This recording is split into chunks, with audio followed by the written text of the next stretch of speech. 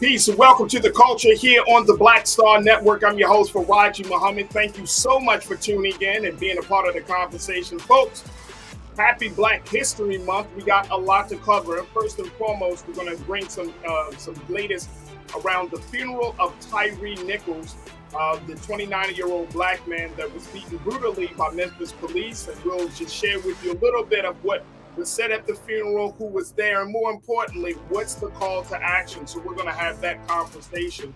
Also, folks, let's talk a little bit about what's happening in the area of making sure that of DeSantis not backing down in Florida. He's making some other moves. We got our sister Suzette Speaks that's going to bring us the latest, but this governor is moving off the trail. And then we check in with Lisa Snowden of the new Black-owned newspaper, the Baltimore Beat. And we're going to talk to her how one philanthropist emptied their coffers to fund her to make sure that she gets the word out about what's going on with Black people in Baltimore. We'll have that conversation and a whole lot more. So stay with us. It's all happening on today's edition of The Culture right here on the Black Star Network. Let's go.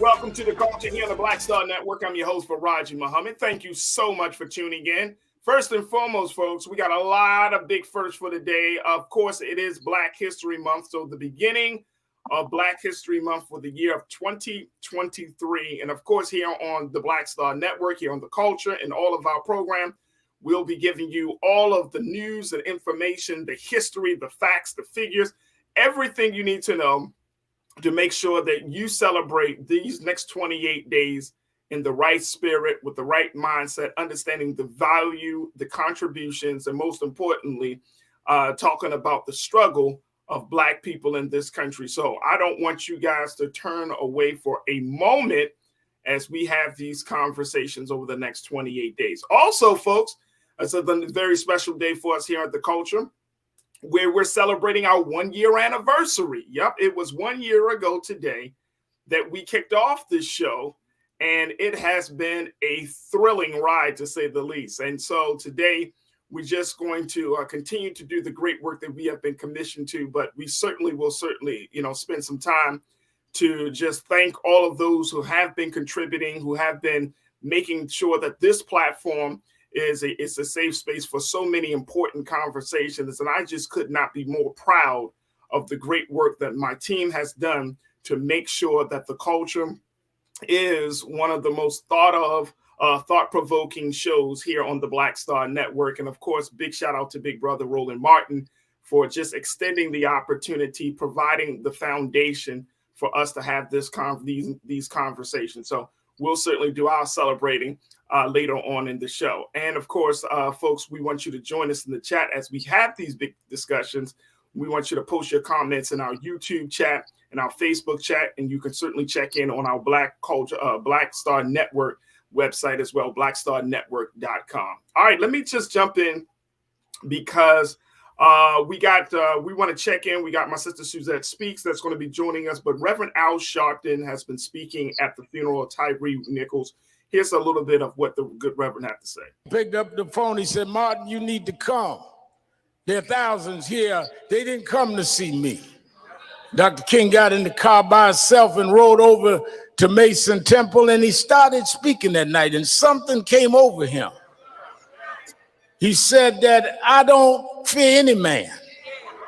He said, God has allowed me to go to the mountaintop, and I've seen the promised land. And that's the last speech he gave right here in Memphis when he went to the mountaintop.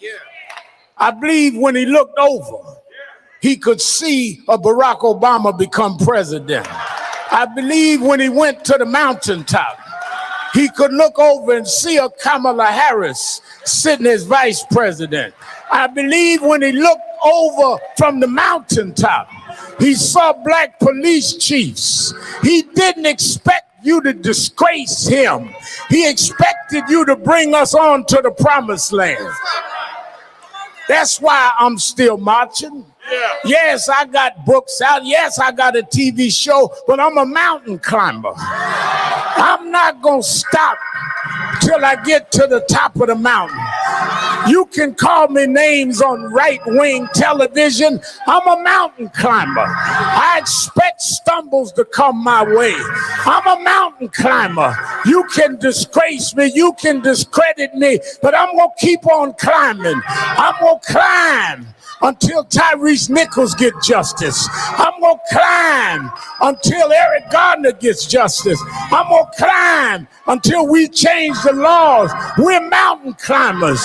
We're not day traders. We're mountain climbers. And if God be for us, it's more than the whole world against us. He walks with me. He talks with me. He tells me that I'm his own. He's been food when I was hungry, water when I was thirsty. He's my rock. He's my rock. He's my rock. My sword and shield. My wheel in the middle of the wheel. Yes. Yes.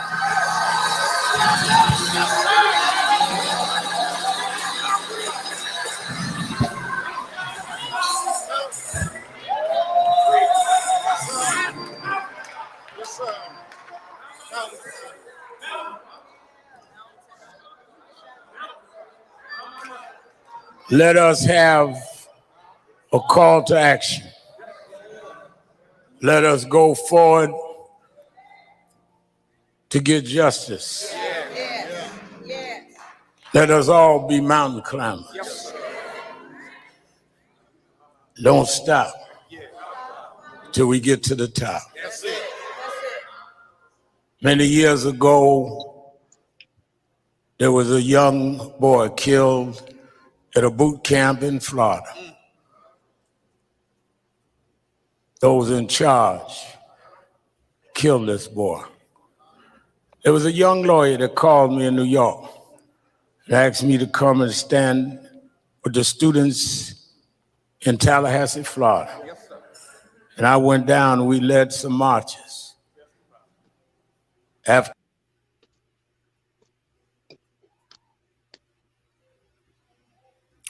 that was, of course, the Reverend Al Sharpton getting the people fired up and then sending us some instructions, some commands, Suzette. So, I would say some marching orders for the call to action. And this is what Reverend Al Sharpton does. This is the work that he has been doing for many, many years, not just in the state of New York, but he has been doing this all across this country and in some parts of the globe. And so I'm not surprised to see him deliver any remarks at today's funeral for Tyre Nichols. But this is unfortunately another case, Suzette, where the family has to pursue justice for something that shouldn't have never happened in the first place. Yes. First of all, greetings to the Culture Crew family. I just want y'all to know I don't have my phone. I'm using my phone right now. So thank you for all the greetings in the chat and salute to everybody watching.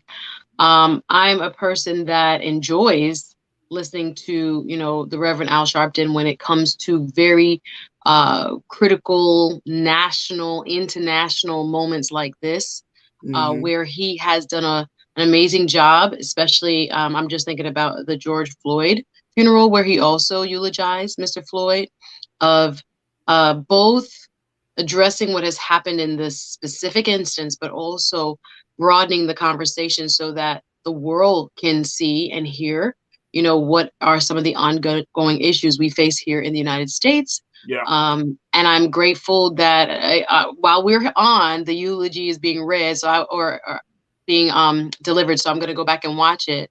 But it is always a tough thing for us, I think, for many of us who are very deeply touched by these moments. When we see the brutality of a young Black man, we empathize, we can see ourselves, in his shoes, or someone we love in his shoes. And I think there's a phenomenon we've been talking more about.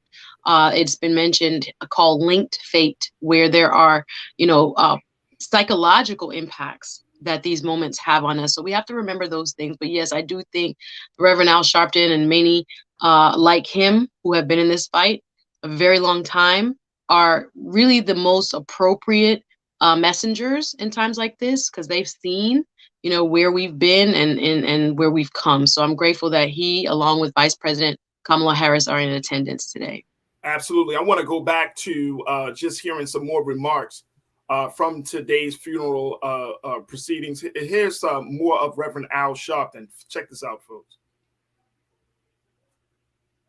Now, you answered the bell for when many people wouldn't answer the bell. We know the big names that became hashtags, but for every George Floyd, for every Breonna Taylor, for every Ahmaud Arbery, there are 100 other nameless black people who've been killed in America that nobody remembered, but you answered the bell, Reverend Al Sharpton, and I want to say thank you publicly.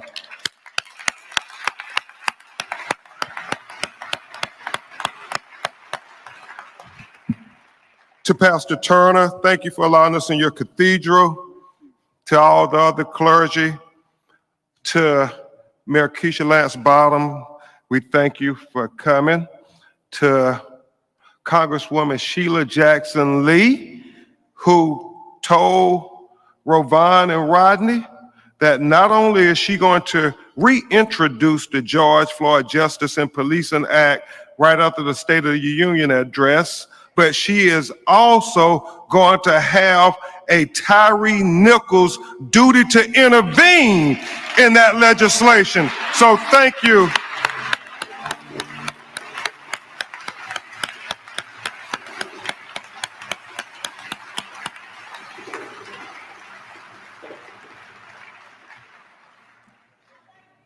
So, Congressman Steve School, we thank you for your great leadership here in Memphis, Tennessee. And certainly to Mitch Landry.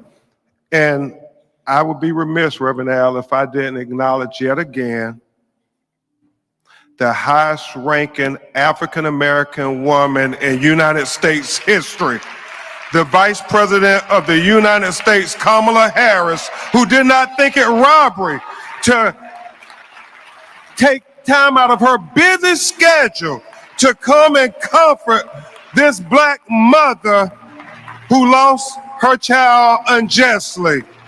Thank you, Madam Vice President. We will never forget this day.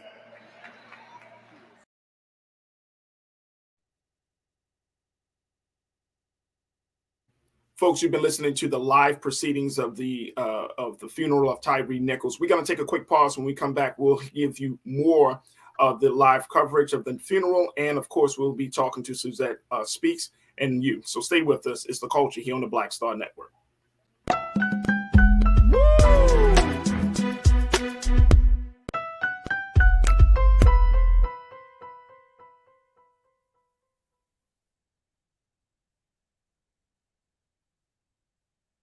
Black Star Network is here. Oh, no punch! I'm real revolutionary right now. Thank you for being the voice of Black America. All momentum we have now, we have to keep this going. The video looks phenomenal. See, there's a difference between Black Star Network and black-owned media and something like CNN. You can't be black-owned media and be scared. It's time to be smart. Bring your eyeballs home. You dig? When you talk about blackness and what happens in black culture, we're about covering these things that matter to us, speaking to our issues and concerns. This is a genuine people-powered movement. There's a lot of stuff that we're not getting. You get it, and you spread the word. We wish to plead our own cause too long have others spoken for us. We cannot tell our own story if we can't pay for it. This is about covering us. Invest in black-owned media. Your dollars matter. We don't have to keep asking them to cover our stuff. So please support us in what we do, folks. We want to hit 2,000 people, $50 this month, raise $100,000. We're behind 100,000, so we want to hit that. Y'all money makes this possible.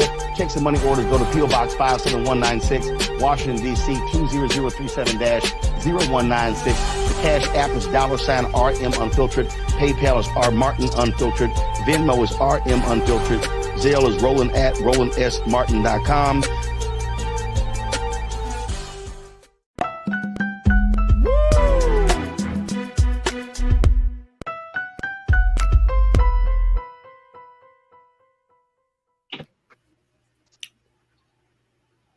Folks, welcome back to The Culture here on the Black Star Network. We want to go right back to the funeral proceedings for Tyre Nichols, and then we'll have some conversation.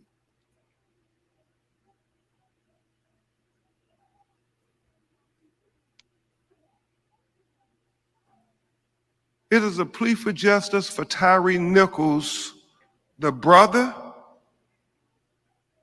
It is a plea for justice for Tyre Nichols, the father. But most of all, it is a plea for justice for Tyre Nichols, the human being. The human being.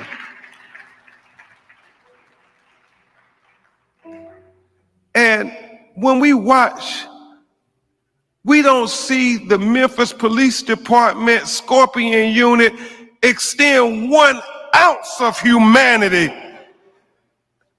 during that 1 hour and 7-minute video.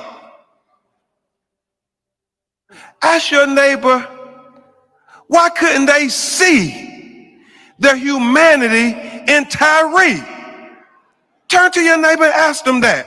Why couldn't they see the humanity in Tyre? For his mama. Turn to your neighbor again and ask them, why couldn't they see the humanity in Tyre? And then finally for his son. Turn to your neighbor and ask, why couldn't they see the humanity in Tyre? Because we have to make sure they see us as human beings. And once we acknowledge that we're human beings worthy of respect and justice, then we have the God-given right to say, I am a human being and I deserve justice. Not just any justice, but equal justice. And that's what we're going to get for Tyre Nichols, equal justice. And Miss Ravon, Rodney, Jamal, Michael, Kiana, to all his family, grandma, his son. I know we can't bring Tyre back, but in this call to action, we establish his legacy. And let's never let them forget Memphis, because his legacy will be one of equal justice. It will be the blueprint going forward, because we have to remember that in less than 20 days, when it was 5 black police officers captured on a video engaging in excessive use of force, when they were committing crimes on video, that they were terminated, they were arrested, and they were charged. And the police chief, Davis, and I have respect for her saying this, the police chief said that it was important that the community see us take swift action. They said it was important that we move swiftly towards justice. Well, when Laquan McDonald was killed in Chicago and by white police officers, it's important that the community see swift justice too. When Alton Sterling was killed in Baton Rouge, Louisiana, Mitch, it's important that the community see swift justice too. When Stephon Clark was killed in Sacramento, California, it's important that the community see swift justice too. When Eric Gardner was killed in Staten Island, New York, it's important that the community see swift justice too. When Pamela Turner was killed in Houston, Texas, it's important that the community see swift justice too. When E.J. Bradford was killed on Thanksgiving night in Birmingham, Alabama, it's important that the community see swift justice too. When Terrence Cratchit was a black man, Reverend Al, having car trouble in the broad daylight in Tulsa, Oklahoma, walking away with his hands up, and they shot him in the back on video. It was important that the community see swift justice too on that. When Botham Jones eating ice cream in his own apartment, policewoman come in, shoot and kill him, say, I thought it was my apartment, and said stand self-defense in her position. It was a need to have swift justice too.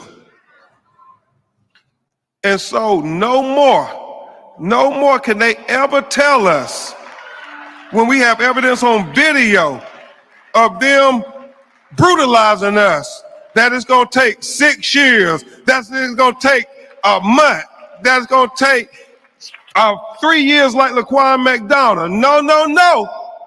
20 days. We gonna start counting. We can count to 20. And every time you kill one of us on video, we gonna say the legacy of Tyre Nichols is that we have equal justice swiftly. Swiftly.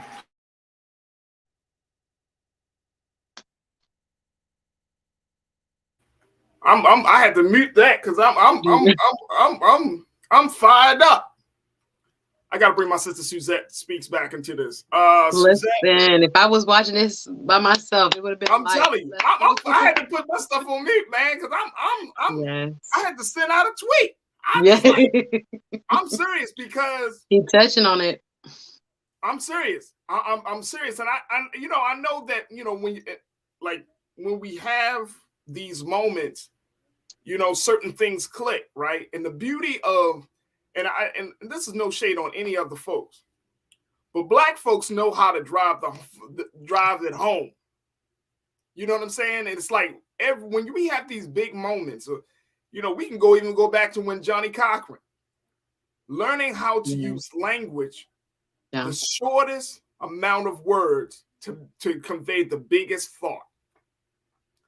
Well, the beauty is that a lot of that originated in the black church, and here we are seeing it on display here in the black church. Yes, absolutely. Johnny Cochran said, if it doesn't fit, you must acquit. Boom.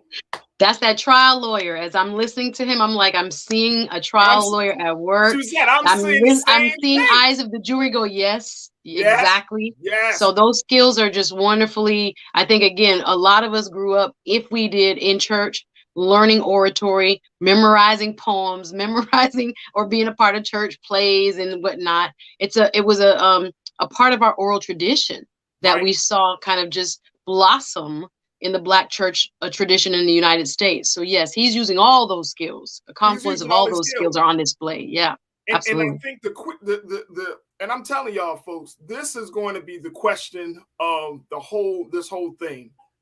I mean, he drove it home with the list of names. And this is the beauty of, this is I would say this is part of the silver lining of this moment. That with every black man or woman killed in police custody or police presence, that we remind this country that this is not a one-off situation. This is not an isolated event. There is a constant reminder that this is a systemic pattern. And let me tell you why. Sandra Bland, Eric Garner, and we go down the list of names. and the circumstances for their death, of their surrounding their death. It is powerful. And when that man just said, why couldn't they see the humanity in Tyre? Sweet to the point. Yeah, no, you can't. You can't. He's very good. Again, some people take issue with Mr. Crump and his Southern drawl, but let me tell you, he's good. He's really good at that communication piece. And Suzette, you know, he's good with his oratory skills. We understand that. He's good with reminding us, because he's been on these. He's been the lawyers for so many families in this situation. I know one of our culture crew said he's a Black America's general attorney. Yes. Attorney General, excuse me. Sad but true, but yes. And it's like he's been so close to so many cases that he's calling out names that we haven't talked about. Yeah. I know my crew the crew is saying, look, what about Shanquella Robinson? We got to throw her name out there. I mean, so many more. Sad. And he said, for every one person that we do know the name of, there are 100 other people that are unnamed. I don't know how the FBI, Suzette, and I'm going to say this because I know we're going to have to take a quick pause, but how the FBI, the Justice Department, the Supreme Court, the state the state courts, how can any one of those institutions not see the pattern or not see the systemic problem in policing in Black people in this country and not come up and not be supportive of either the George Floyd Policing Act? I'm so happy to hear that our representative Sheila Jackson Lee is putting the Tyre Nichols clause into that act. How can that happen? I mean, now you're laying it out so plain, Suzette, and I'm going to give you a moment to respond, but you're laying it out so plain that if America doesn't respond, and this is serious, folks, if America doesn't respond to the plain case that man just laid out in the few moments that he had, then what do you think that this country is deserving of? If they can't respond to the plain call for justice. Yeah, we have so many different lobbying groups and people who want things to remain the same, and we can talk about it more in depth after the break. But this is a clear clarion call to the fact that we need some sort of federal guidance, federal legislation, because it's not only happening in one state or one county or one specific city. This is clearly a nationwide epidemic, and it is affecting both Black and white people, because more white people are actually killed by police each year than Black people. And I think it is something that I don't know that we have the will right now with the Republican-controlled House. That's the key. But we have to keep pushing nonetheless and making sure, even if it's the smallest movement forward, some sort of federal guidelines, standards, or laws are passed so this can stop happening. Come on. Look, we got to take a quick pause. When we come back, we're going to let's take one more segment with this, Suzette, because there's still a lot to unpack as we're looking at the funeral proceedings. Folks, we've been showing you the live funeral proceedings for Tyre Nichols here. And of course, we will do our due justice here on the Black Star Network, replay the funeral for you later on today. But you're tuning in for the live funeral proceedings here on The Culture. We're going to take a quick pause. When we come back, let's get some remarks from our online culture crew, Suzette, and continue the conversation. Stay with us. It's The Culture here on the Black Star Network.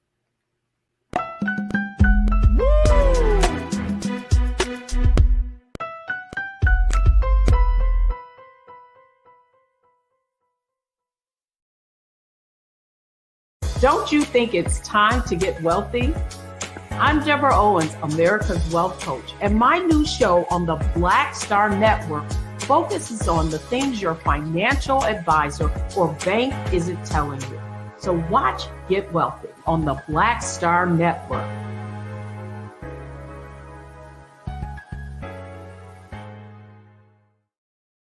Hi, I'm Dr. Jackie Hood Martin, and I have a question for you. Ever feel as if your life is teetering and the weight and pressure of the world is consistently on your shoulders? Well, let me tell you, living a balanced life isn't easy. Join me each Tuesday on Black Star Network for A Balanced Life with Dr. Jackie.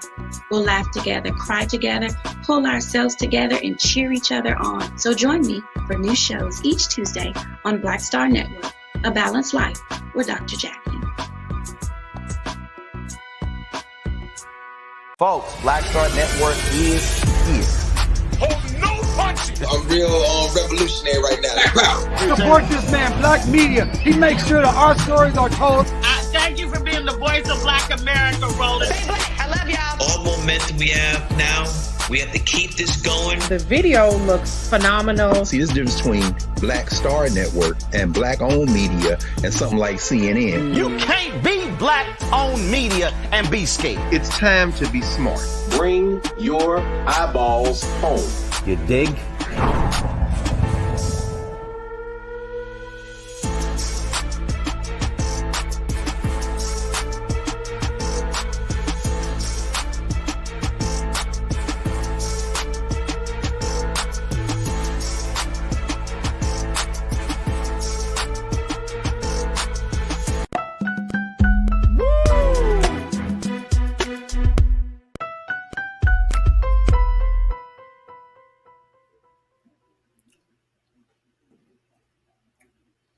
Folks, welcome back to the show. We're continuing to share with you just the live feed of the funeral of Tyre Nichols. We got word that the family is speaking, so let's jump right back into the live feed.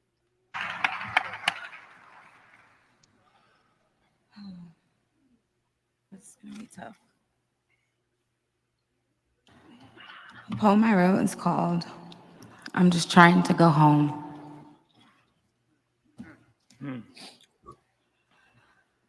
I'm just trying to go home. Is that too much to ask? I didn't break any laws along this path. I've skated across barriers designed to hold me back. I'm just trying to go home, where the love is loud and the smiles are warm, like the sunsets that come for me in the coldest of my storms. I'm just trying to go home. I hear the sirens, I see the flashing lights. The directions are clear. Black skin go left, blue skin go right. I'm just trying to go home. Don't I deserve to feel safe? Batons, badges, boots, bright lights against my face.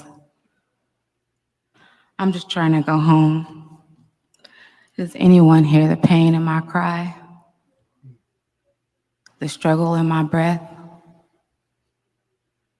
God replied, "Come home, my son. Now you can rest."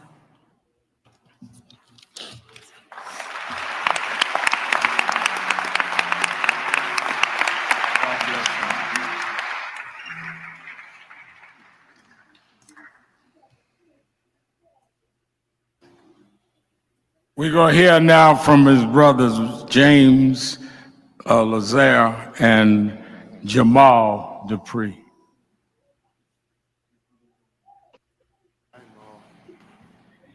How you guys doing? So, I didn't plan to speak today, but as I was just sitting here watching everything, my brother was really robbed of his life. You know, my brother didn't live up to the normal black man hype. Basketball player, football player, rapper, none of that, right? He set his own path. You know, he made his own light. He's seen the world way different than I've ever seen it before. And when I sit here and look at the screens of the work that my brother has done, and from the vigils, from people talking to me about my brother, I learned so much about him. And I don't think people just tell me this or be telling me, but my brother really touched a lot of lives. He was a very solid individual. He was very peaceful. He was very respectful. And again, I've spent a lot of time away from my brother, and I wish that I haven't, because I want to know the person that everybody else knows. You know, and 5 officers made that happen to where I won't ever be able to do that. So just being here just sucks. But I'll never forget my brother. I'll never forget my Gemini twin. I love you, and just save a spot for me, bro.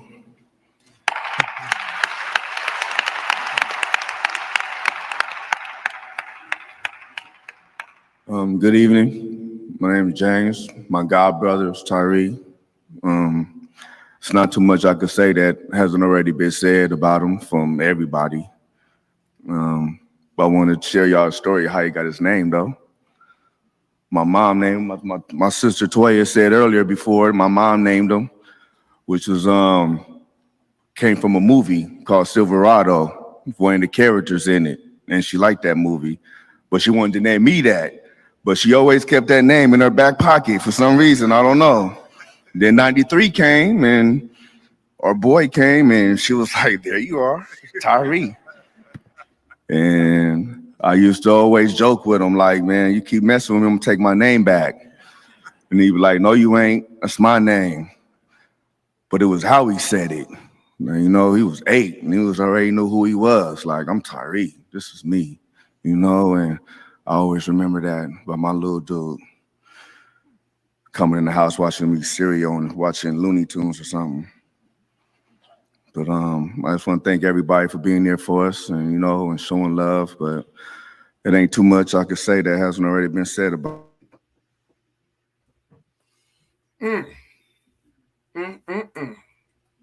Suzette, y'all see me? I'm yes.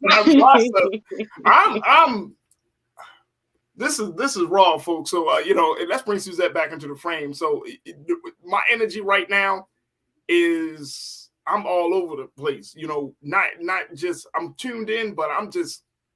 This is hard to watch. Yeah, no, it's deep. There's a lot there happening, and again, sometimes it's a lot for us to process. Even though, again, we are not necessarily a part of this family, we are connected. We are part of the human family. And I think in a lot of the context that we're receiving about who he was as a person, it makes it even more difficult to process what actually happened to him. And I want to say this because in news coverage, and I've been listening to a lot of different programs talk about how the news covers the loss of Black life, and the narratives sometimes perpetuate that implication that we did something, that somehow we deserve this. So I want to put it out there that this man did not deserve this. This was an innocent man. When we heard about some of the initial police reports that were written up, there were fabrications in them. Let's just call it what they are. That he had reached for one of the officers' gun, that he had, been swerving or driving erratically. And there's no evidence thus far from cameras around the city of Memphis that shows that any of that were true. So we have to be very, very clear when it comes to why we are all so impacted, especially not just the United States as a whole, but especially as the Black community in the United States, is because we are seeing this over and over and over again. So unless we and our allies, our brothers and sisters of other backgrounds and faiths and on all walks of life see the issue here, which is a devaluation of life and anti-Blackness, such that we do not see a person like Tyre as worthy of life. And again, it's so institutionalized that even Black officers are promoting and perpetuating that same ethos. So we have to really stand up and be very proactive going forward and not let this moment pass by. Yes, we're at another funeral and it's so sad, but what we need is real action. I want to go back to the funeral, and I think you bring up an excellent point, Suzette. I want to go back to the funeral as the parents of Tyre Nichols are speaking. His mom, his stepfather have stepped to the podium. Check this out. Very hard for my wife. You know, this is her baby son, and it's nothing like your baby boy. When we got the news, it was very, very difficult. It was surrounded by lies, deceit, trying to cover it up. But as they say, what's done in the dark will always come to the light.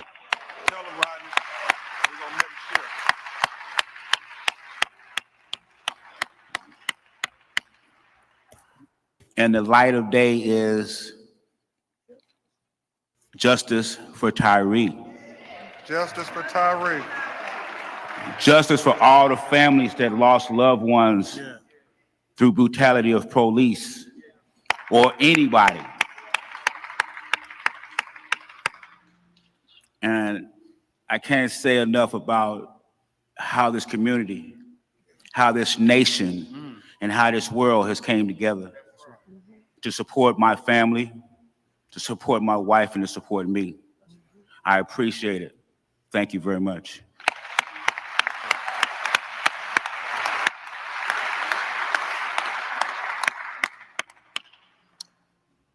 Good afternoon. First of all, I want to thank each and every one of you for coming out to pay tribute to my son. Tyre was a beautiful person, and for this to happen to him is just unimaginable.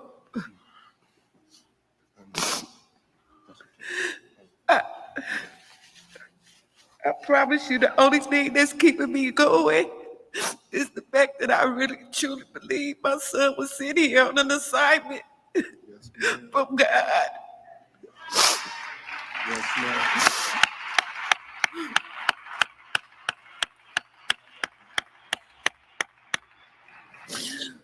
And I guess now his assignment is done and he's been taken home.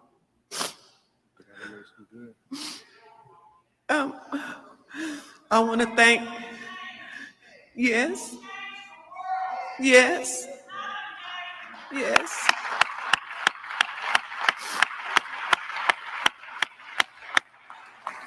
I want to thank all the community activists for being there for my family.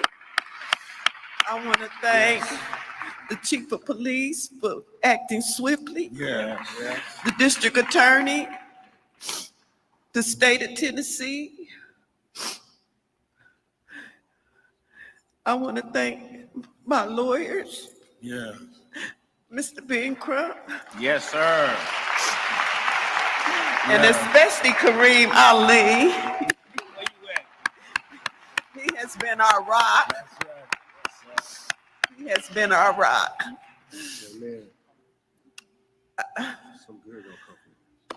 I just need whatever that George Floyd bill we needed passed. We need to take some action because there should be no other child that should suffer the way my son and all the other parents here have lost their children. We need to get that bill passed. Amen. Because if we don't, that blood, the next child that dies, that blood is going to be on their hands. Yeah.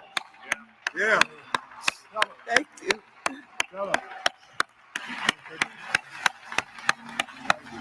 Give a hand to family.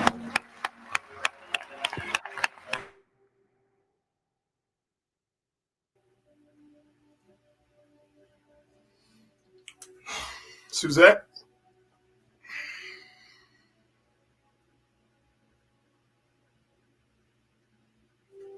You're on mute. Suzette, you're on mute. Sorry. I was like thanking God that I'm here with you on this program, because if I were watching this, live, just back to back, it is a lot. It is a lot to mourn together. The nation is mourning. People around the world are mourning. I hear in that mother's voice a woman who is just coming to the realization, because she's been on TV, interview after interview, talking about, this trauma, this inexplicable tragedy, and this heinous act that was committed against her family. And we can't treat this like, okay, business as usual. We're moving on to the next case, another day, another hashtag. We have to stand up.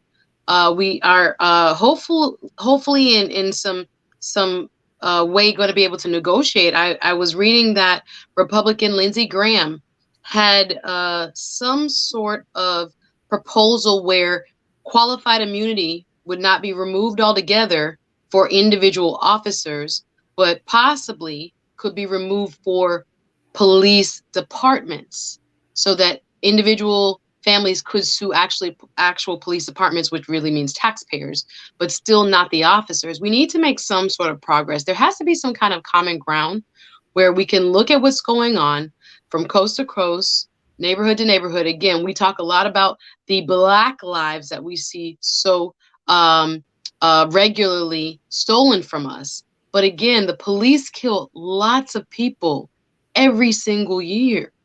And we don't have the uniformity of training or standards, even record keeping, to the point where you can be a bad cop in one jurisdiction and then go move to another state and get hired in another jurisdiction. That doesn't make any sense. There's a lot of common sense changes we should be making.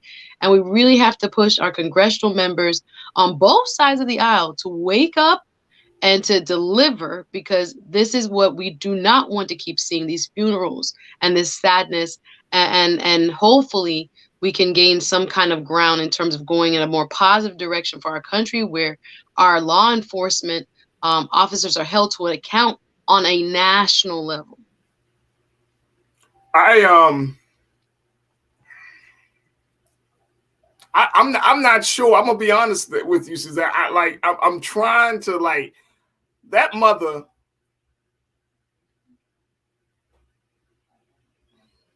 I don't know, like my sister, and I'm thinking about his mom, like she's putting, you said it best. It's like reliving the trauma over and over again, because this is such a national story, right? International story. But then her putting this hope and faith that this policy will come through, right? Like, we gotta push this thing forward. And see, the problem that I'm having is when Black painting is put on display in a manner in which we're seeing this,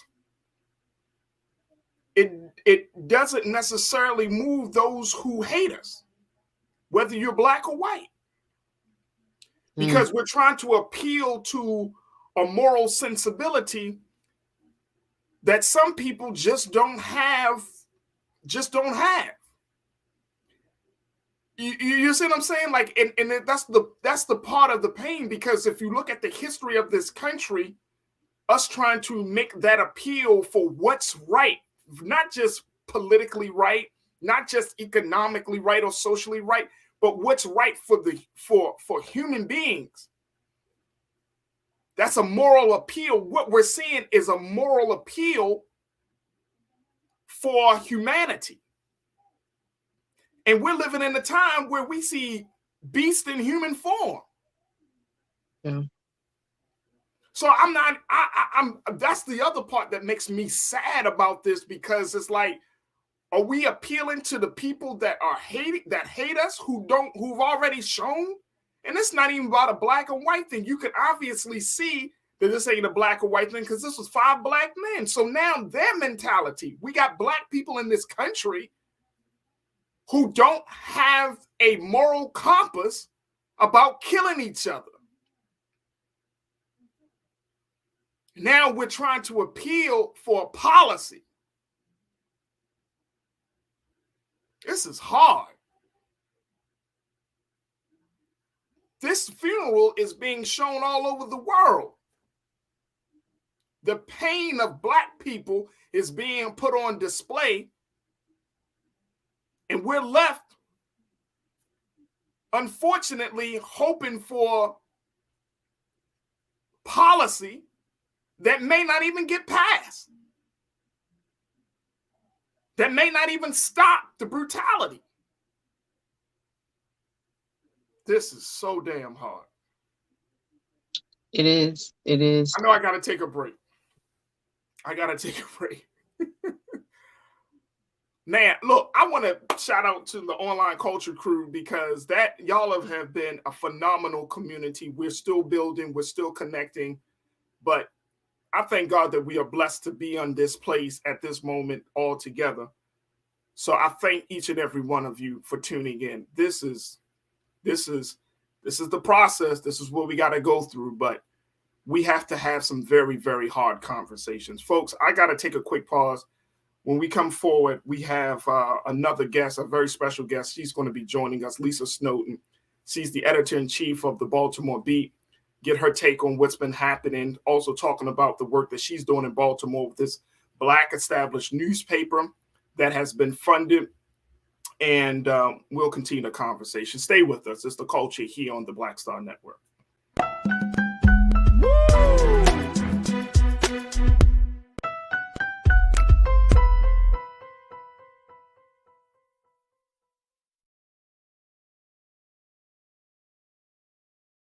Folks, Black Star Network is here. Oh, no punches! I'm real revolutionary right now. Support this man, Black Media. He makes sure that our stories are told. Thank you for being the voice of Black America, Roland. Stay black. I love y'all. All momentum we have now, we have to keep this going. The video looks phenomenal. See, there's a difference between Black Star Network and Black-owned media and something like CNN. You can't be Black-owned media and be scared. It's time to be smart. Bring your eyeballs home. You dig? Pull up a chair. Take your seat. The Black Tape with me, Dr. Greg Carr, here on the Black Star Network. Every week, we'll take a deeper dive into the world we're living in. Join the conversation only on the Black Star Network. Hi, I'm Dr. Jackie Hood Martin, and I have a question for you. Ever feel as if your life is teetering and the weight and pressure of the world is consistently on your shoulders? Well, let me tell you, living a balanced life isn't easy. Join me each Tuesday on Black Star Network for A Balanced Life with Dr. Jackie. We're all impacted by the culture, whether we know it or not. From politics to music and entertainment, it's a huge part of our lives, and we're going to talk about it every day right here on The Culture with me, Farajii Muhammad, only on the Black Star Network. I'm Deborah Owens, America's Wealth Coach, and my new show, Get Wealthy, focuses on the things that your financial advisor and bank isn't telling you, but you absolutely need to know. So watch Get Wealthy on the Black Star Network.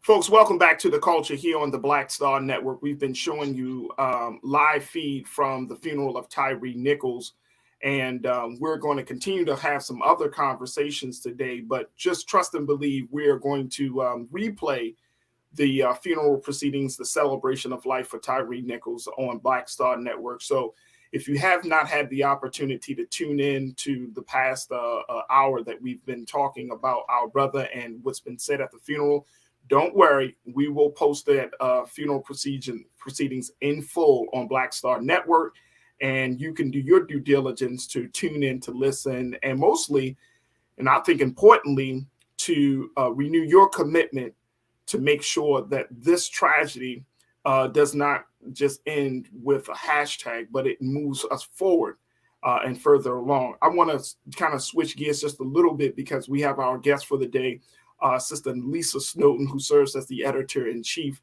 of the new newspaper, the Baltimore Beat, which is a newspaper that speaks to the culture and to all elements of life of Black folks, especially in the city of Baltimore and around the country. And I'm happy to have my sister on. I'm also, of course, joined by my other dynamic sister, Suzette Speaks, TV host, attorney out of Florida, who's joining us every Wednesday here to have these conversations. Suzette and Lisa. Lisa, first and foremost, welcome to the culture here on the Black Star Network. It's so good to talk to you again, Lisa. How are you? Good. It's so good to talk to you again. I feel like I haven't talked to you forever. I know it's been a long time, and you're coming on a day which is a very historic day, as we looking at this situation with Tyre Nichols. Before we talk a little bit about the work that you're doing with the Baltimore Beat, and that that providing that level of coverage, what's your take on how we have been having the conversation about Tyre Nichols? How I know that every so often the media kind of steps out of its own way and say, okay, did we present this story in a more humane way? Did we do right by the family or by the victim? And I'm wondering, just from your vantage point as another journalist, as a media professional, do you think that this story of Tyre Nichols, the releasing of the video, all of it has been just and fair and humane? No, I mean, I think that, first of all, everything is filtered through a news media that is majority white, that a lot of Black reporters have been telling people for years, don't just listen to police, listen to people that are on the ground. The police can be dangerous for Black people. Black people have been saying that in newsrooms all over the country for years, and it hasn't made a difference.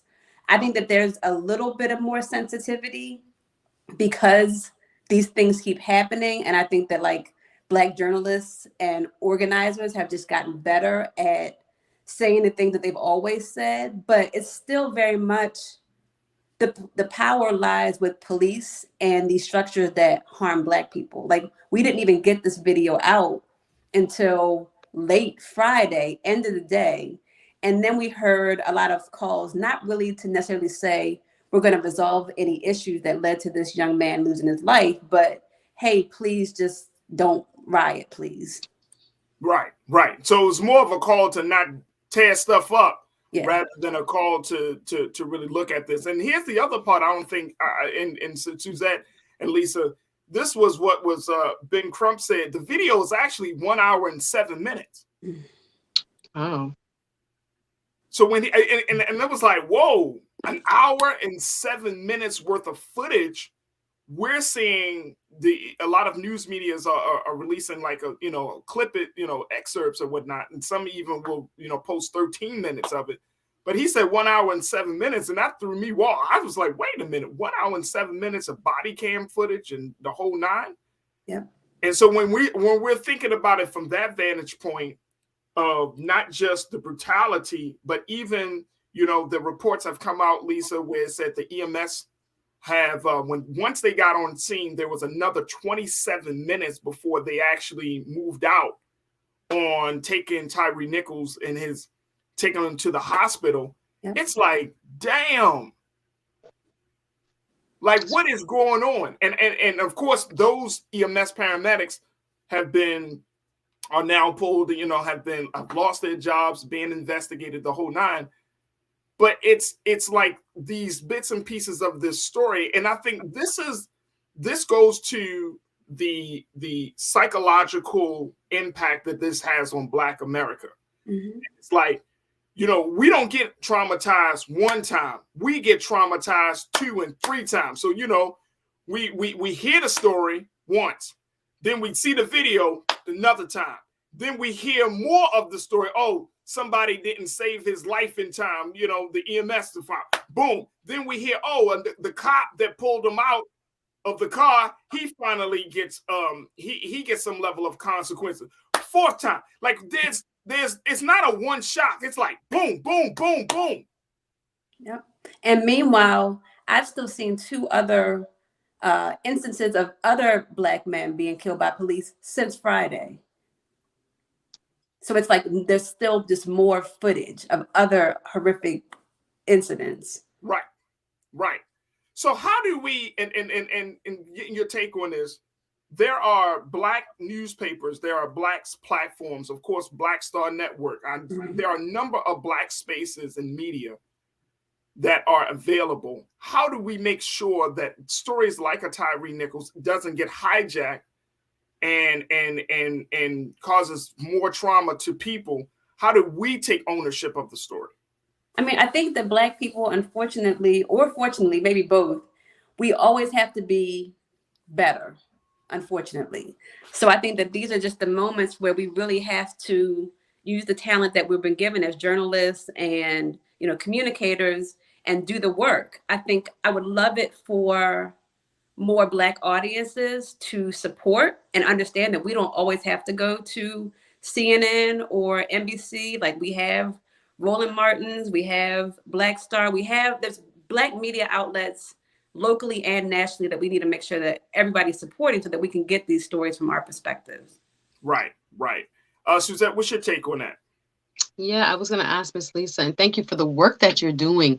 We do need more Black outlets that are on the front lines telling our stories, because the numbers have been dwindling over the last few decades. So I wanted to ask you, when it comes to kind of to piggyback on what Farajii just said, selecting stories and how you tell stories, if we're not careful, the news that is necessary for us to share can oftentimes be, as we're using the word, traumatic. So how do you balance presenting news stories that are positive and are uplifting, or just are in some way representing Black joy, as opposed to Black grief, and the narrative that we're constantly seeing? Sometimes, I think to your point earlier, Farajii, that is allowing almost the American culture to become used to Black grief. Oh no, this is what they do. They're gonna have a tragedy happen every so often. They're gonna cry, they're gonna boo-hoo, they're gonna have a big funeral on TV, and then we move on, as if that's natural and normal for Black men not to grow old.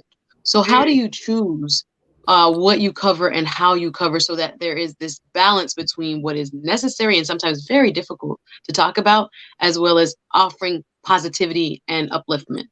Yeah. I mean, I think that my work as a journalist is to not create caricatures, is to tell the whole story.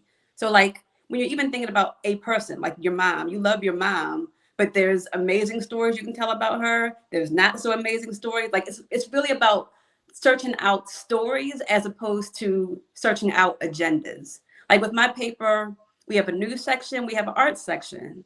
So sometimes, maybe like for the issue of our last paper, the cover was a Black man who had recently passed away, who was the first Black photographer at the Baltimore Sun.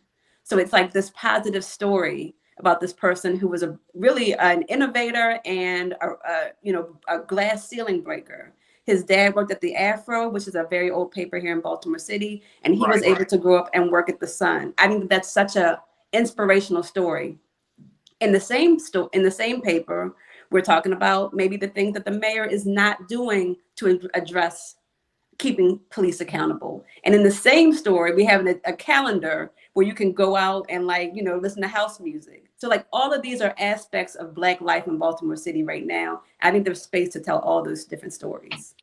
There is a lot of space to tell all those different stories, and I'm happy that you created this space. Now I want to get to that part, because the other part, is that there was a major philanthropist who decided to empty the coffers of their foundation to help to establish the Baltimore Beat. Talk to us about that process and that part of your story.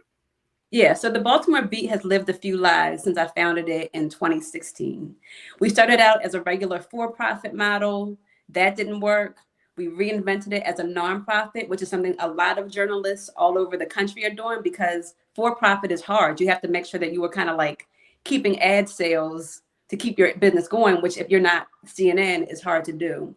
So I was just doing it in a very limited capacity from about 2017 to 2020.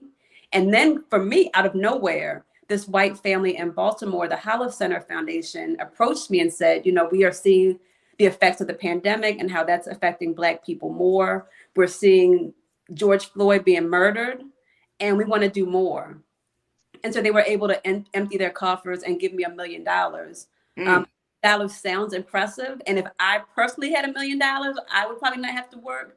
But really for this business, what it did was give me a nice cushion to develop something. So I was able to make hires. I'm able to give out a free newspaper twice a month, which I think is important in a city like Baltimore because it increases access. But I still need to make sure that I am continuing to fundraise to keep things going because I want to make sure that I have a home where other Black journalists can come and work and tell more stories. Now, Lisa, we got to take a quick pause, but I do have a question about that because I'm sure it's going to be on some people's minds that if you get money from a white philanthropist and his family, does that mean that you have to become the mouthpiece of their agenda? It was important that this money be no strings attached. Got you. They gave me the money and I didn't have to talk to them again. When I'm doing my editorials, there's no me sitting down with like someone's grandfather or uncle to say, you know, this is my editorial plan. Is that okay? This is what I'm writing in my letter from the editor. Is that okay? There's none of that. And it took us a while to get there because even after they told us, we want to give it to you, no strings attached, it took about a year for them to actually mean it. But like for me, that was a no-brainer. If it didn't happen like that, I would not have taken the money. We're going to continue the conversations with you, Lisa. And of course, we're going to bring in our online culture crew. We got my sister Suzette. So we got a lot to talk about. So stay with us, folks. We're going to continue the discussion as we check in with Lisa Snowden, who serves as the editor-in-chief of the Baltimore Beat, a new newspaper, Black-owned newspaper, Black-originated newspaper to cover the news and stories in the city of Baltimore that affects stories that have affected Black people and the quality of life there for Black folks. We'll continue the conversation. And of course, I want to hear from you. And we're also keeping our eyes out on the ongoing funeral proceedings for Tyre Nichols. So it's a lot to talk about. So stay with us. It's The Culture here on the Black Star Network.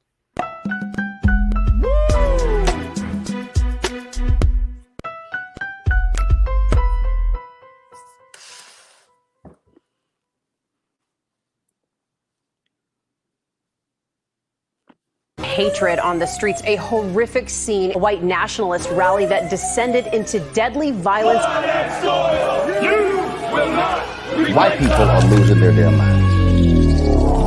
As an angry pro-Trump mob storms the U.S. Capitol, we're about to see the rise of what I call white minority resistance. We have seen white folks in this country who simply cannot tolerate Black folks voting. I think what we're seeing is the inevitable result of violent denial. This is part of American history. Every time that people of color have made progress, whether real or symbolic, there has been what Carol Anderson at Emory University calls white rage as a backlash. This is the rise of the Proud Boys and the Boogaloo Boys. America, there's going to be more of this. Here's all the Proud Boys, guys. This country is getting increasingly racist in its behaviors and its attitudes because of the fear of white people. The fear that they're taking our jobs, they're taking our resources, they're taking our women. This is white fear.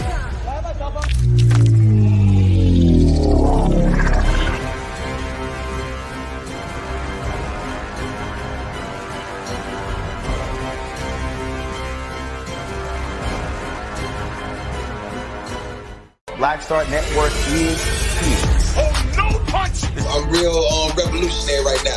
Thank you for being the voice of Black America. All momentum we have now, we have to keep this going. The video looks phenomenal. See, there's a difference between Black Star Network and Black-owned media and something like CNN. You can't be Black-owned media and be scared. It's time to be smart. Bring your eyeballs home. You dig?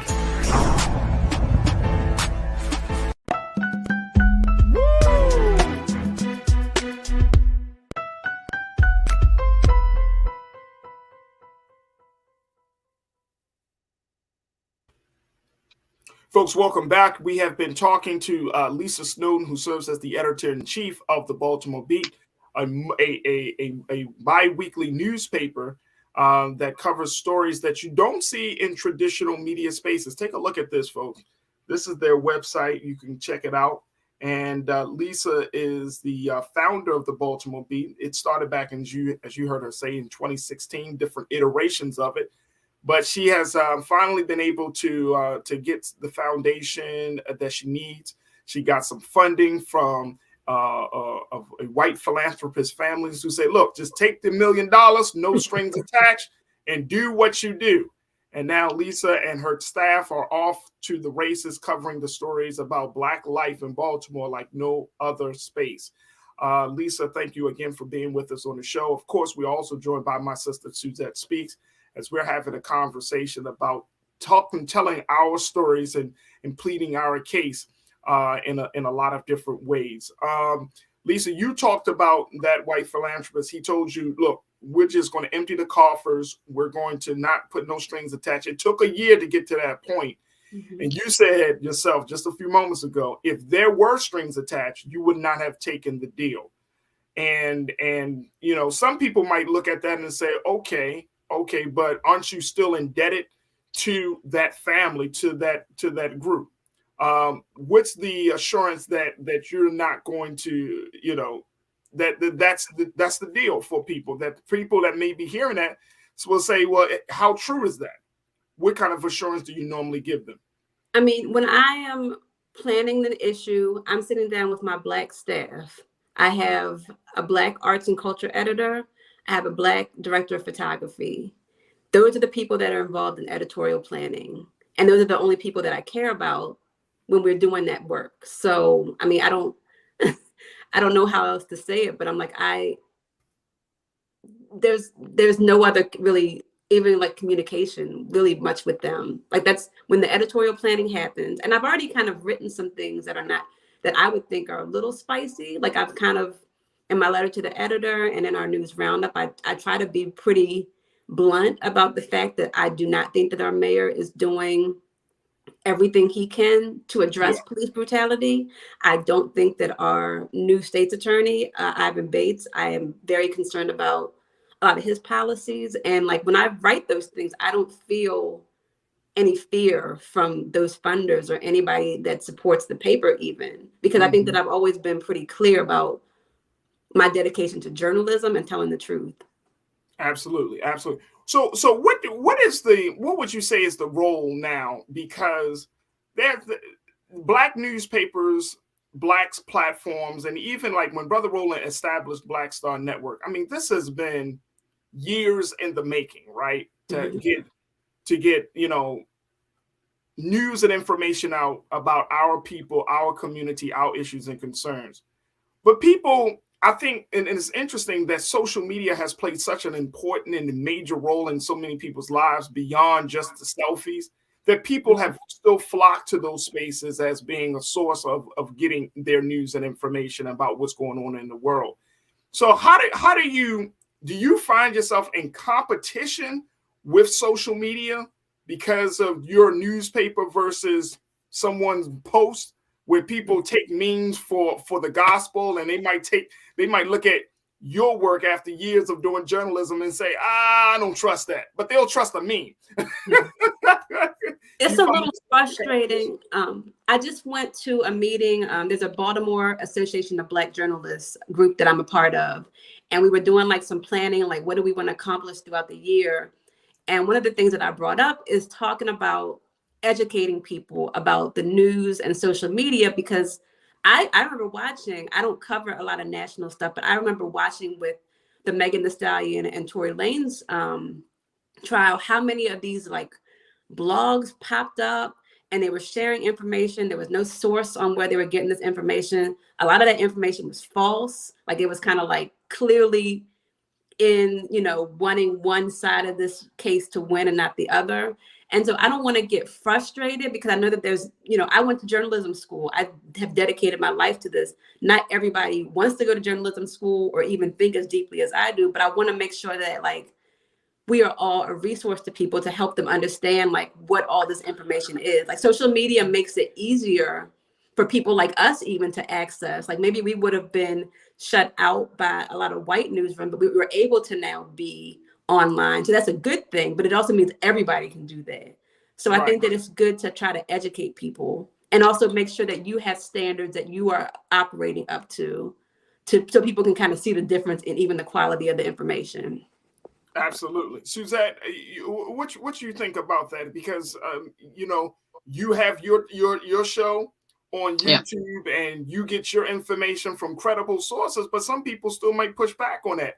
Because a lot of people don't know what a credible source is. I used to be on the board of SPJ Florida, Society of Professional Journalists here in Florida, a statewide organization. But we had a program called Fake News where we would have it at libraries so that people could see a headline and read a byline or try to train people's eyes to question where their sources were coming from, because the average, even college student up to our elders could be fooled by clearly what would to a journalistic eye be a fake story, but they don't know that it's fake because it's on the internet. And sometimes we have this propensity in our current day culture to think because it's on the internet it's true. So what she's saying is, where that come from or how that I don't believe that. You don't believe that. But it's a lot of people down these rabbit holes that I meet very otherwise intelligent people that are having conversations with me, and I'm realizing, whoa, they are literally into the deep conspiracy theory realm because they're not really able to verify or understand what is a real source or what is just a guy who just came up with this crazy theory and just started writing it and put it on what looks like a news website. I wanted to ask Lisa about that when it comes to, and I'm an advocate for print journalism. Do not come for me when it comes to print, because I think about that when a friend of mine approached me down here about starting a newspaper down here, and I was like, you know how much it's going to cost you and how difficult it could be.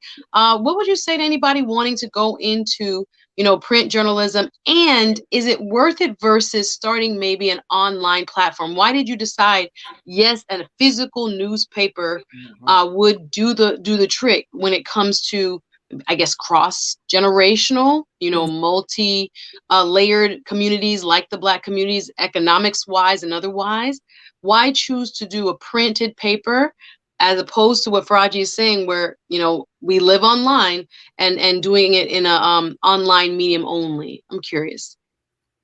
I really felt like print was important. I think that it's not something that you can necessarily do without a lot of consideration. In Baltimore, the statistics show that there are so many people that still do not have reliable access to the internet. Like there's study after study. And that is a problem. Like I remember my partner in the Beat, like being out during the beginning stages of the pandemic and seeing like homeless people even that didn't understand what exactly was going on. So there are so many people that are left out of the information cycle when we put it all online. I do understand, I'm not completely unrealistic and not understanding the importance of online, which is why the Beat does have a website. We've invested in that website to make it nice and easy to access.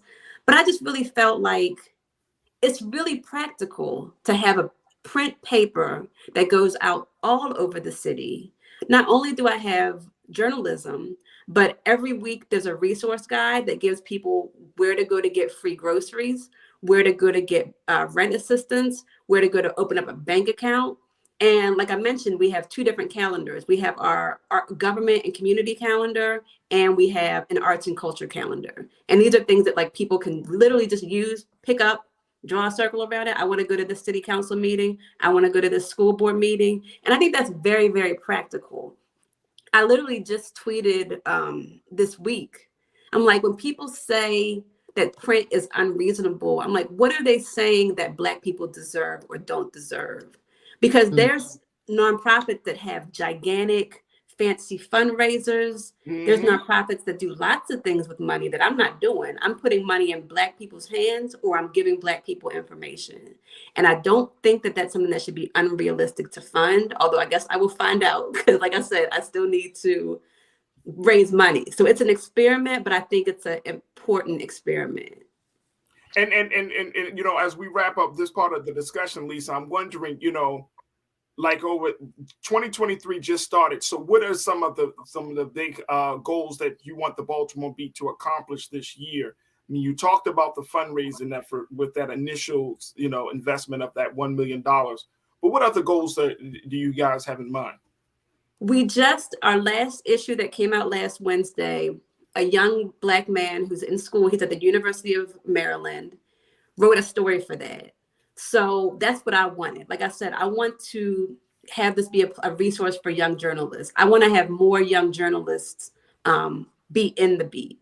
I want to be able to have more resources that can be available. Before I did this call, and the reason why I look so crazy right now is I'm still working on next week's issue.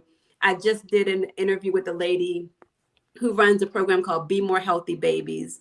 It's in Promise Heights, which is a less resourced part of the community, and it's helping women learn how to take care of themselves and their babies so that they don't lose their babies. And so now I'm like, I want to give people access to information like that. So really it's just like providing the space for more people to have a voice and giving space for more people to have resources, especially as we go into like really more tough financial times where more people are going to need basic things like, where do I go to get some free groceries to feed my kids for the week? You're talking to a national audience. What's the call to action for those who might be tuning in from Texas, from Florida, where Suzette is, and California? Like, how do folks become supportive of the Baltimore Beat from other places? We are on Instagram and Twitter and Facebook at BaltBeat or at Baltimore Beat, I think, on Instagram. We are on www.baltimorebeat.com. I think that the struggles that Black people face in Baltimore are the struggles that Black people face everywhere. I also think that this is a place that can really be nurturing what can one day maybe be journalists in your community, even if you're not here in Baltimore. So if you can support in a small way or a large way, you're really helping invest in the future. So even reading an article, following, giving us some money, all of those are great ways to support. There it is. Lisa Snowden, editor-in-chief and founder of the Baltimore Beat, checking in, talking to us about the latest moves that she's making with the new newspaper. I'm not going to say new. I'm going to just say, what can you say about Lisa? What's the best way? Because you've been around. Relaunched. Relaunched. And you know what? There's no better time to be relaunched than right now, because Black Baltimore and Black America need more spaces to tell our stories and plead our case. So, congratulations on the investment and getting moving further along. But, I really hope and pray that all continues to go well for the Baltimore Beat and the work that you and your team are doing. Because, again, we should not get in the space of we got enough. We don't have enough to cover Black life in this country. Exactly. We don't have Congratulations, sis. Keep up the great work. Thank you. Yeah. And maybe we could have the Miami Beat. Hey, we got a few Black-owned papers out here, but we can take more. And it's funny because there are I go to countries, when I travel, I still find it hard. Like the things that I've been blessed to be a part of in Baltimore, they don't exist in other cities. So I'm talking about major cities. Black radio stations on the FM dial, Black newspapers. And I'm like, you know what? We used to be that way back in the day. You can go to Pittsburgh, you can see the Pittsburgh Courier. You had in Chicago, there was the Final Call. You go into this part or that part. And a lot of these publications, a lot of these platforms no longer exist. And I'm saying major city. So, I hope that we see a resurgence of that level of coverage in that important space. But Lisa, thank you. You're doing important work, and we truly appreciate you. And you're always welcome to join us to give us the latest updates about the things that are happening in Baltimore. Thank you. Thank you. It was an honor to be on the show. Thank you. Good luck. All the best, Lisa. All right, folks, we got to take a quick pause. When we come forward, let's continue to have the conversation. A lot of you are talking on the chat, talking about next steps, still talking about Tyre Nichols, still talking about what to do, how to move forward. We're going to have that conversation a little bit, but let's get up to speed about what's happening in Florida. My sister Suzette said, Farajii, we need to talk about DeSantis. And well, we're going to talk about DeSantis. And of course, just a little shout out to you to thank you for an amazing first year here on the Black Star Network. So stay with us. A lot to come at you in the final few minutes of the culture here on the Black Star Network.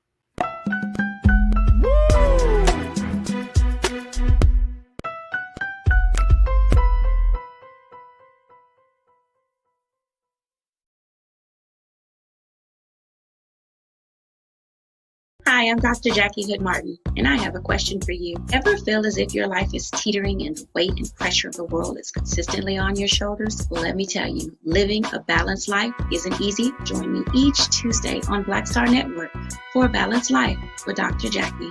We'll laugh together, cry together, pull ourselves together, and cheer each other on. So join me for new shows each Tuesday on Black Star Network, A Balanced Life with Dr. Jackie.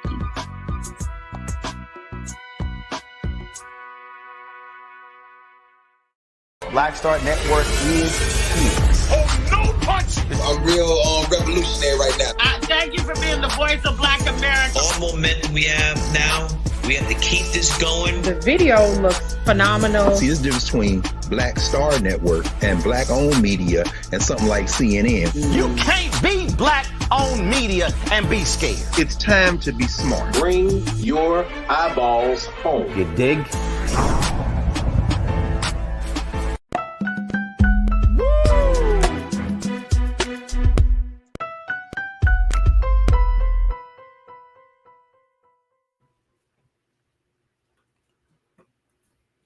All right, folks, welcome back to the show. Let me bring my sister Suzette Speaks. We just got word, Suzette, that the family has now, they're hosting a press conference. The funeral proceedings have just finished. Now they're doing a presser with Reverend Al Sharpton has been speaking, and they're now introducing the legal team, and Attorney Ben Crump is sharing some more remarks. So we're keeping our eyes on this day as we're talking about celebrating the life of Tyre Nichols. But as far as you've heard, and as far as you can see, and I'm going to check it out on the replay here on the Black Star Network. And I know you're going to certainly talk about it on your show, Suzette Speaks. Absolutely. So we got to keep the conversation going around this situation. But one thing I wanted to pick your brain about was this pursuit of justice for this family. You know, with all of these new developments in this case, what do you foresee happening at this point?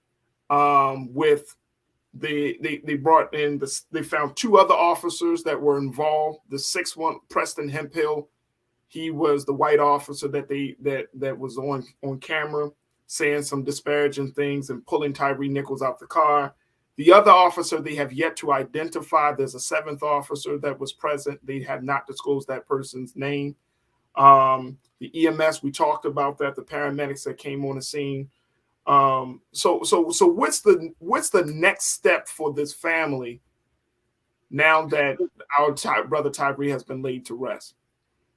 Well, now we'll focus on the trial. Now, there are two sides to the justice system here in the United States. We have the criminal side, which is the state, the federal government, or the state or local municipality where you live against an individual who has broken those laws of that municipality or state or the government.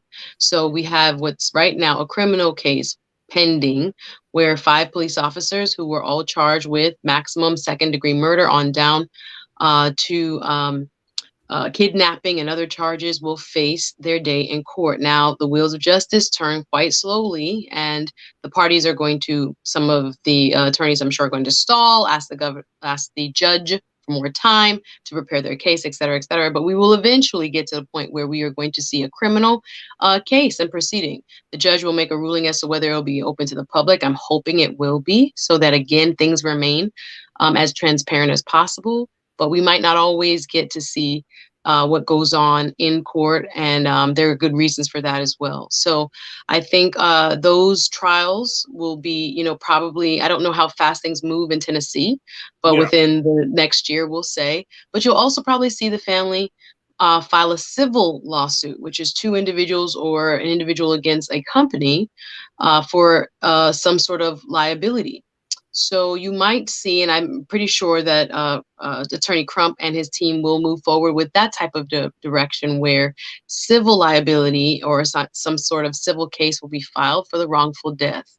And again, that does not involve the government. That is 2 individuals saying that you had a duty towards me.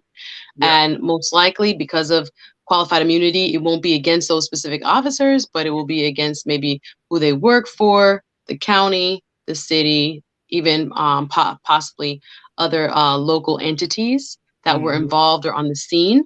But I'm glad also, Farajii, that there are other people being held to account. As we talked about, where Congresswoman Sheila Jackson Lee said she wanted to add the Tyre Nichols language to a George Floyd proposed bill in Congress, that people who are on the scene have a duty to render aid, to respond. So I'm glad to hear finally that some of the EMS, the emergency folks who arrived on the scene, who were lackadaisical in giving him aid, talking, hanging out, and before you know it, 23 minutes passed by. You gave 27 from the time that he was the beating has started to when aid was rendered to when they actually drove off with him to the hospital. Crazy amounts of time that literally were the difference between life and death. So we might see more officers held to account. I need to have it be as transparent as it was for the 5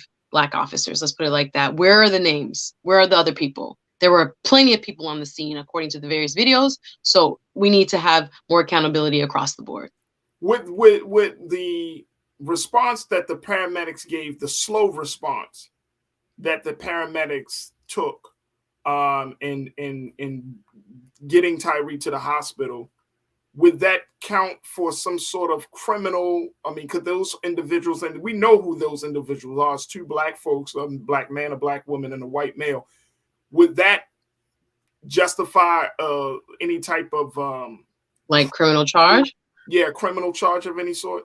It will be up to the district attorney. So based on the laws of Tennessee, what they can prove based on what is in the statutes is what they'll hopefully charge. So if they meet the requirements of a certain law on the books, then quite possibly. So whether it's some sort of negligence, I don't know. That's more on the civil side. I'm sure they could be sued, or the ambulance company. I don't know if it's a part of the county, et cetera, et cetera. But criminal charges will have to come from the district attorney, or what we call in Florida state attorneys, based on what they can prove under a statute. The elements are the elements there that they can prove up. So quite possibly, but I'm not 100% sure based on Tennessee law. I was thinking about it, and even in talking about this story and preparing for today's show, which I knew was going to be kind of it's going to be a hard show, right? But something that crossed my mind is, even in the language that we use when we're saying we're in pursuit of justice, as if justice is elusive, as if it's hard to attain. And, I've been reading that language throughout this whole process, and I keep saying to myself, this doesn't fit with me. Why does this doesn't sit with me? And it's like, justice is not hard. You just have to have the will to commit to it. It's not something that's you got to run after. It's not something that is far off away from you. Justice is standing right in front of you. You can embrace it. It's just whether you make the decision, the commitment to do it. And what I'm seeing here is, and we will see if the Memphis Police Department is serious. I mean, you got these 5 Black men charged in a very short period of time, as Ben Crump said, within a 20-day period. So that must mean that this is going to be the new timeline for us to, quote unquote, pursue justice. But what's the likelihood that may be the case? What's the likelihood that we're going to see any justice coming from this? I mean, even though charges... Well, I heard brother attorney Ben Crump say it, and I'm glad he did say it, because he needs to point out in the court of public opinion what is so unique about this case, guys. Where 20 days we could have an arrest, 20 days we could have people fired and made the videos made public. We haven't seen this type of speedy transparency in the past. So I'm glad he is calling out what we are now calling the blueprint, right? As he has said in his many public appearances. But again, I think that it depends on where things like this happen going forward in the future, and the will of the local officials, the local police chief. They have so much power, the local DA, right? In terms of making this type of swift action, a part of what you're saying, the equity, the equal justice under the law for everyone. And I'm not too sure we we're seeing the pendulum starting to swing, but I'm not going to say that it is fully in motion, because there are going to be times, I'm sure, sadly, I can tell you that in the near future, we're going to see things like this happen again. And we may not see the same swift response, but we should. So we need to be calling it out and constantly making sure that we are at the helm of the calls for equal treatment, no matter what the color of the officer is, no matter what the victim's race, gender, all of that. Everybody needs justice. There is no reason that the state official, a police officer who is paid by taxpayer dollars, is in service to the community, taking innocent lives. That is not what we're paying for. That's not, again, what the moral standard should be. And it definitely shouldn't be the legal standard. So I don't know if we'll see a continued trend in this regard, but we're hopeful. Very quickly, before we take our next pause, Suzette, the president is going to be giving his State of the Union address on February the 7th. So that means in 6 days, he's going to be speaking to the nation about the state of the country. I am pretty confident that he's going to include this case in this situation. But how confident are you that he is going to actively call for the passage of the George Floyd Justice for Policing Act? And then, of course, as Ben Crump said, Sheila Jackson Lee is going to introduce that new element after the State of the Union. Do you think the president is going to use his bully platform, his bully pulpit, to truly say, you know what, enough is enough? I think he can, but again, we're going back to our workings of our governments and civics. He can't do it on his own. He needs Congress to move. Before, when the Democrats had control of the House, it passed in the House, or versions of it did, and then it stalled in the Senate. Now the Democrats have the Senate, but the Republicans have the House. So we're going to have some bipartisanship when it comes to this type of legislation. Hopefully some maybe moderate Republicans will come on over and vote with the Democratic caucus so that we can get justice for all under the law in the United States. But yeah, he's going to make mention of it, I'm sure. But again, his role can be limited in terms of what he can do by executive order. It really needs to come from Congress and getting serious, even in spite of the strong gun lobby and a lot of the dollars that are coming into campaigns. And you can get the police lobby. Exactly. The strong so police lobby in this country. Exactly. So that's why we are not getting, oh, well, let's get rid of qualified immunity. They don't have the stomach for that. They're going to dance around it. Like I said, I don't know if Lindsey Graham is even serious about, edging towards X, Y, and Z, but just even a basic database of rogue cops. When we can start to track with federal dollars, how many people get shot by cops? What are their backgrounds? Where were they located? Things like that. There's been resistance to even just the federal database so that we can track the numbers and have accuracy in terms of what we're talking about, how big of a problem this is. They don't even want us to really have the data of how, pervasive this has been in our country. But American people, I think, are waking up on all sides of this debate and all political leanings. They can see for themselves. That's why I'm so glad, even though this is so tough, this has to be made public. We have to drive the point home. It could have been your son, even if you're white, even if you're whatever. It could be your whatever. We need to see his humanity, and we need to be able to articulate why it's important to have legislation to protect it. Absolutely. Absolutely. Well, look, we're going to take another pause. When we come forward, Suzette, let's talk about what's happening in your home state of Florida. With Ron DeSantis, another fight that's on that's cooking right now, and another opportunity for us to see some justice. We're going to have that conversation up next. But folks, stay with us. More of the culture right here on the Black Star Network, coming right back at you. We'll be right back.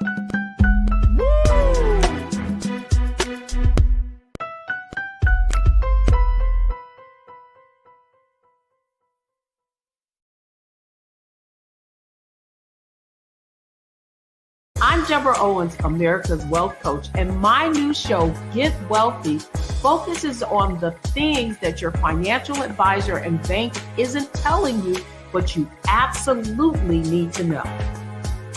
So watch Get Wealthy on the Black Star Network.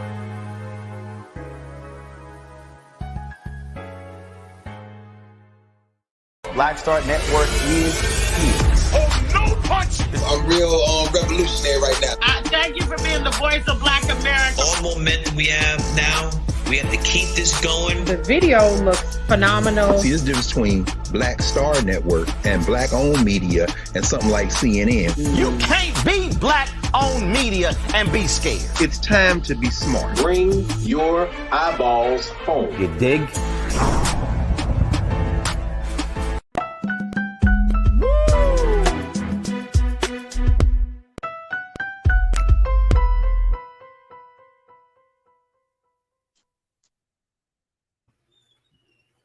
All right, folks, welcome back to the show. For the final conversation, we want to do an update and follow-up on the story that we're watching down in Florida right now, where Governor Ron DeSantis is not backing down from his efforts to fight against history. And Suzette, you wanted to talk about this because you see the writing on the wall that this governor is taking the state of Florida and has taken the culture war that's happening in this country to a whole new level. What's the latest right now with DeSantis? There's so much, and I know we have limited time, but the main takeaways was during a press conference this past Tuesday over in Sarasota at the State College of Florida at one of the 12 major colleges that are funded by the state of Florida, public university system, as well as there are 28 when we count community colleges that are funded. Mr. DeSantis is proposing sweeping changes. He has continued with what he described in the woke bill as this is a need to change the ideology and the propaganda that's being taught at universities. Main takeaways, he has changed the rules on tenure, right? Making tenured professors less secure.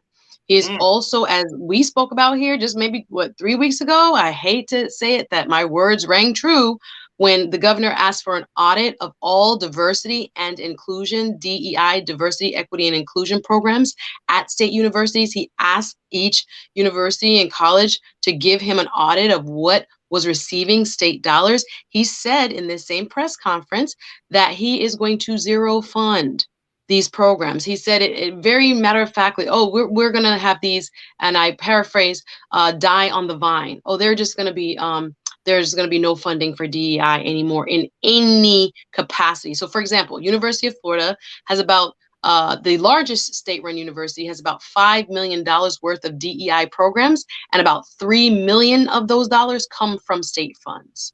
So think about the level of faculty, programs or student programs that are going to be impacted if the state zero funds through the governor's line item veto power. When the budget comes to him, he's gonna cross them all out, every single DEI program. So we're seeing nothing new from Mr. DeSantis, but it's an upheaval. And I will also point out what he's done right where he was in Sarasota. There is a public funded university called New College. It is a small liberal arts university founded in 1960.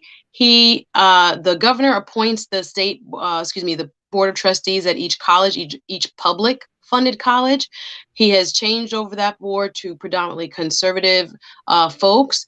They have voted out, the board votes on the president of that university. The popular president was just replaced with the former, guess what, commissioner of education that worked for the governor. So there's a lot of happenings where we're seeing or we're hearing the rhetoric about freedom and protecting First Amendment rights, but the governor seems to, in this kind of regime, mean to say that he and the state legislatures will be the end all be all and what students and faculty can both teach and learn in the state of Florida, and it's very dangerous. Very dangerous, and I'm looking at this piece, Suzette, where the governor said that he said this at the college. He said, I think you have the dominant view, which is not the right view. The dominant view is the use of higher education under this view is to impose ideological conformity to try to promote political activism. That's what a university should be. That's not what we believe is appropriate in the state of Florida. Instead, we need our higher education to focus on promoting academic excellence, the pursuit of truth, and to give students the foundation to think for themselves. No, sir. You're teaching them what to think. Don't play games. So in that order, in addition to DEI, he wants to zero fund at the university level. Again, you have public funded law schools, etc., that you will no longer be able to teach CRT. You are going to have any CRT programs defunded. And again, we know what we just heard him do when it comes to the disapproval of the College Board's high school AP African American Studies coursework. And he said in this also agenda that he would require teaching about Western civilization. Required teaching, right? Again, he's determining what has value and what does not. And again, among AP classes, you can learn about Chinese culture, you can learn about Italian culture in Florida, you can learn about anything else.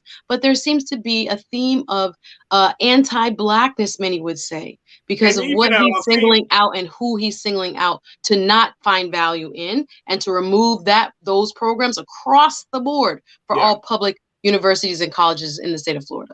And the theme of making sure that you don't get politically involved. There should be no activism. There should be no quote unquote resistance. There should be no, call to action or pushback against, these old, antiquated, white supremacist based ideas that are constantly being taught in these schools of higher education. I mean, it's insane. And, one of the things I think we need to learn from the Trump era, that we need to apply today, is the fact that don't think that crazy cannot be supported, right? Like we all kind of thought, oh man, Donald Trump won't win the presidency, and boom, that November, that joker won the presidency. There he was, right? And the whole country was just like.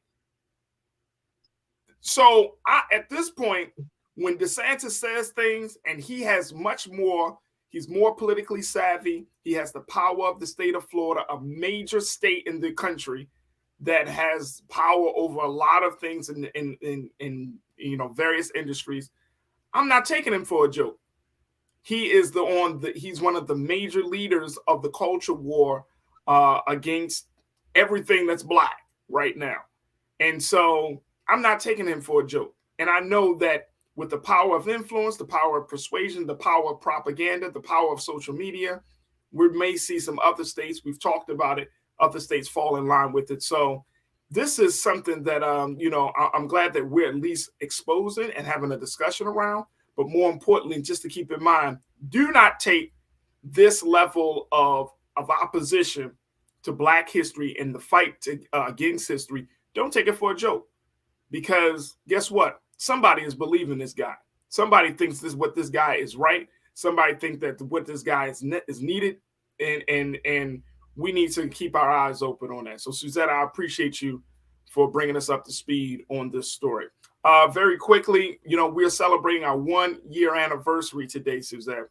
Congratulations! That's a huge deal. Yay! Round of applause.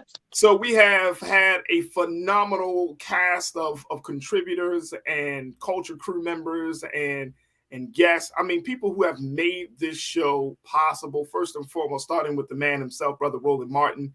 I cannot thank you enough, big brother, for giving us the space, the platform. And people may not know this, but Brother Roland is not one of those guys who tells me, like, you need to talk about this, you need to talk about that. When we have these conversations, he gives me and my team, the creative space. The only thing that he requires us to do is to be professional, to be accurate and telling the truth, right? And to love the people. Those are the only parameters I would say that he has given us. Other than that, he gives us the creative space. He doesn't dictate the agenda of the show, the flow of the show. My team, Joel, Keenan, my control room, Ariel, all of those who have made this show great. And of course, the online culture crew who have made this show what it is today is because of the combined intelligence, the brilliance of all of those who have been a part of the show. And Suzette, I can't thank you enough for being a part of this show. Oh, And you. you know, People don't understand how hard it is to do what you do every single day, y'all, for a year. Brother, have your flowers. My culture crew probably got some stories because I've been outside. I've been in all these crazy spaces. I had to move across the country. I was like, pat yo, yourself on the back. But you did it. You should be very proud. You should be very, very proud. My goodness. But it has been a labor of love. So I thank all of them. I thank everyone for their continued support of the culture here on the Black Star Network. And folks, we are just getting started. Black Star Network is growing. When I tell you growing, it is growing exponentially. So your support, your love, your investment, your downloads, your watching, everything matters. Every little thing that you do on behalf of Black Star and the culture matters. And I just wanted to say thank you for allowing us onto your devices, into your homes, into your daily news coverings. Thank you. So Suzette, thank you. Of course, Miami Sound. Yes. Big up Farajii. Look, sorry. I will say, I will never forget when Brother Roland announced that we were going to do this show. Everybody was like, "This guy." Now, come on, now. The guy. This is your Look guy. at how wonderful you know. You were doing an amazing job. Look. Never forget. Now what they gonna say? Now what they gonna say? Some people are like, "This guy." You gonna allow him to show. Proving them wrong every day, sir. Proving them wrong every day. You're doing wonderful work over here, and I'm grateful to be a part of it. So grateful. Thank God to be a that part of we it. are blessed to have it. So big shout out to the Black Star Network. Big shout out to Roland Martin. Big shout out to my control room. Big shout out to the culture crew, the dynamic voices that we've had over this past year. Young voices, personal voice, friends of mine, family members, folks that I have known who are doing the work. Big shout out to the new voices like you, Suzette, who are making this show possible. And to all of you, y'all know who I'm talking about. Each one of you, if you even if you disagree with me and you come back on to watch to see what we have to say, I thank you. Shout out to the culture crew. Yes. Thank you. Without you, there is no culture. I love the community. All right, Suzette, thank you so much for your time today. Folks, make sure y'all check out Suzette Speaks. Make sure y'all subscribe to her show. I became a Patreon of her show the other day because I said she needs to be supported. Thank you. So I appreciate your support. Y'all come check me out. Come subscribe. I really do appreciate it. You're doing great work, Farajii. I just want to encourage you. Keep going, sir. And yeah, we're going to have a lot more great conversations to come for y'all. So thank you guys. Thank you so much. Wait till y'all hear. I got some other stuff in the wait, I got some other news to share with y'all, but it's going to be a little bit. I'm going to drop it later on, but we got some good stuff. So thank you, Suzette. Thank you. See you next week. Appreciate y'all. All right, folks, that's going to do it for us. Again, thank you so much for tuning in. Thank my man Keenan. Thank Joel, my control room. I thank Lisa Snowden for checking in and being a part of the conversation. Our hearts and prayers and condolences go out to the family of Tyre Nichols. We will not forget his name. We will continue to keep you updated about what's happening with the family. We thank Brother Reverend Al Sharpton. We thank Benjamin Crump. We thank those who have been comforting the family during this need. And we will continue to use this platform to be an advocate for justice. So, we are here for you, Black America. Trust and believe that.